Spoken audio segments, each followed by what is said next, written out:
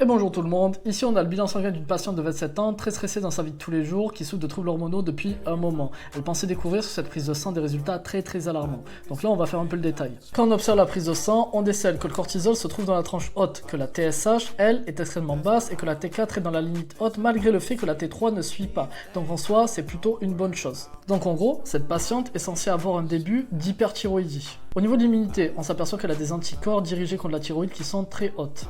Comme par exemple surtout les anticorps anti-thyroperoxydase, qui en soi est l'enzyme qui transforme la tyrosine en thyroglobuline pour faire de la T4. Donc je disais, cette patiente est censée avoir un début d'hyperthyroïdie, le stress qu'elle subit fait que son ACTH est plutôt haute, ce qui derrière active à fond le cortisol qui lui inhibe la sécrétion de TSH pour éviter l'hyperthyroïdie. Sauf que, malgré ça, la thyroïde réagit au stress de façon autonome. Bon, à part ça, tous ces paramètres sont super, par exemple, la l'iode, elle ne souffre absolument aucune carence, la DHEA, l'insuline et la SHBG sont super, cependant il en reste pas moins qu'elle a beaucoup de symptômes de l'hyperthyroïdie et qu'il va falloir absolument corriger ça.